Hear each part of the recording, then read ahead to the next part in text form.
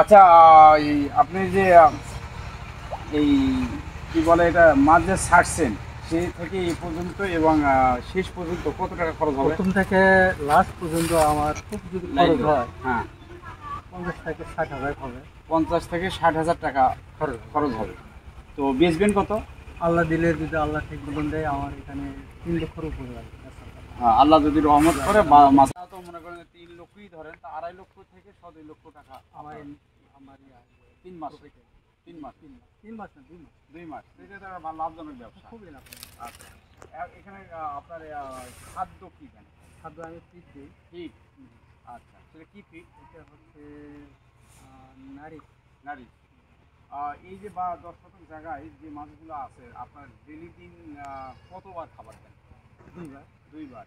কত কেজি করে? এটা 2বারে আমার যায় হচ্ছে 5 কেজি। 5 কেজি, তাহলে 10 কেজি খাবার যায়।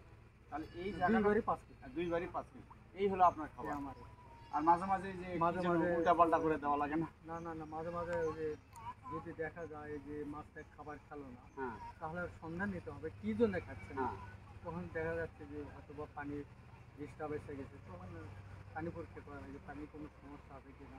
তখন ওটাকে তখন একটা ওষুধ আছে, ওষুধ দিলে পানি ক্লিয়ার হয়। পানি ক্লিয়ার হয়ে যাবে। তখন আবার পরের দিনটা তাহলে আপাতত যতটুকু জানা গেল যে এটা একটা লাভজনক ব্যবসা। লাভ।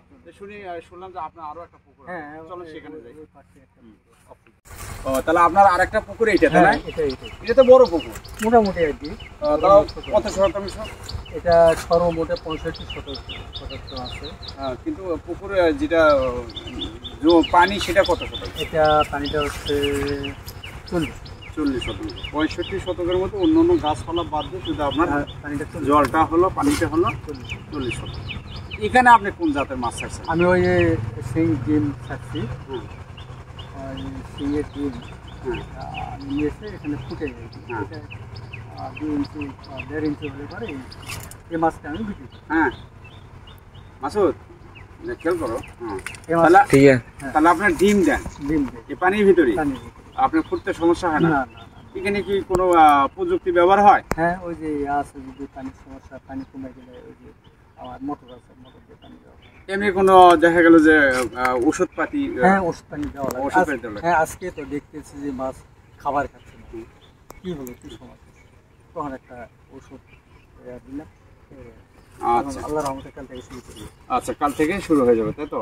তো এখানে যে টাকার মাছটা ছাড়ছেন, আবারও সেই 2 মাস ওই পুকুরের মতো 2 মাস? না, এটা একটু সময় বেশি লাগে। না, এটা সময় বেশি লাগে না। এটা তো পোনা বিক্রি করে। ক্যামেরাটা ঘুরেও ডানিমো খেয়াল করো। এটা তো হচ্ছে পোনা বিক্রি করি আমি 11 মাসের মধ্যে। এর আগে ছাড়ছিলাম 3 কেজি। হ্যাঁ আমার ওখানে আসছিল আমার 65,000 টাকা খরচ। হ্যাঁ। আমি মাছটা বিক্রি করছি 3,75,000।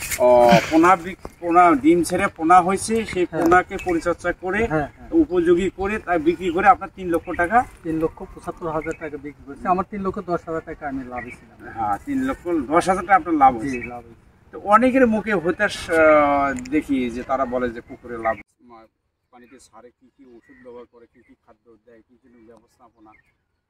ওই পুকুরে উনি শিং মাছ ছাড়ে, এই পুকুরে উনি ডিম ছাড়ে। ডিম থেকে যে পোনাটা হয় নিয়ম অনুযায়ী সেই পোনাটা বিক্রি করে এনার আগের যে একটা চালানি গেছে সেই চালানি সে 3,10,000 টাকা খরচ বাদ দিয়ে লাভ করছে। সেম ওইটা তো ওই রকম।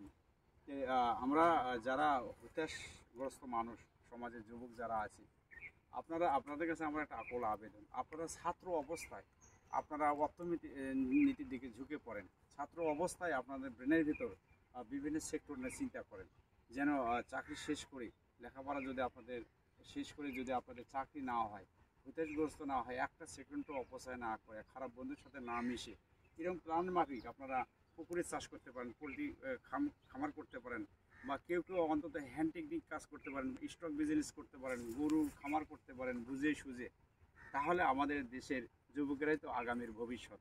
আমরা যদি অর্থনীতি না টিকে রাখি তাহলে দেশের ক্ষতি হয়ে যাবে। আমরা নিচ থেকে ওপর, ওপর থেকে নিচ, আমরা যে যে জায়গা থেকে যে দায়িত্ব পালন করবো, অবশ্যই আমরা দেশ নিয়ে ভাববো, সমাজ নিয়ে ভাববো, এবং ব্যক্তিগত জীবনেও আমরা যেন একটা ভালো চরিত্র মানুষ হতে পারি। 5 ওয়াক্ত নামাজ পড়বো, প্রতিবেশীর সাথে ভালো আচরণ করব, এবং পরকালীন জিন্দেগির জন্য কবরে যাওয়ার আগে আমরা সবসময় তওবার হালতে থাকবো। এবং কবরে যাওয়ার আগে যেন আমরা সেই ভালো ভালো কাজগুলো এই ব্যবসা বাণিজ্য চাষবাসের পাশাপাশি করতে পারি। যাদের মা বাবা বেঁচে আছে অবশ্যই তাদের সেবা করবেন এবং সংসারে হালাল রুজি কামাই করে সংসারটা পরিচালনার চিন্তা ভাবনা করবেন।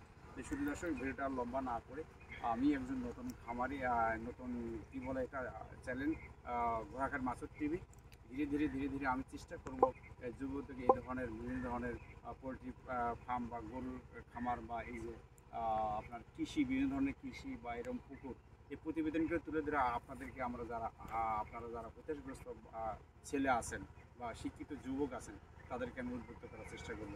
এই বলে আমি শেষ করছি। আপনাদের কাছে দোয়া এবং প্রার্থনা জেনে শেষ করছি। আগামীতে এই জন্য নিত্য নতুন ভালো ভালো কোনো প্রতিবেদন নিয়ে আপনাদের সামনে হাজির হতে পারে এই প্রত্যাশা রাখছি। শেষ করছি, রাখি। আসসালামু আলাইকুম। আমি ওই আগেকার মাছের পরে একটা মাছ ছেড়ে দিলাম, আমার 40,000 টাকা খরচ, আমার মাছ ছেড়ে দেওয়ার পর মাছটা হয়নি। এটা হতাশ হওয়ার কিছুই নয়, আবার দিলাম, এই ইনশাল্লাহ হয়েছে। শুধু দর্শক শুনলেন এই ভাইয়ের মুখের কথা। ইনি একজন গরুর খামারি এবং এনার এই 2টা পুকুর আছে। আপনাদের ভিডিওতে তথ্যগুলো পাইলেন।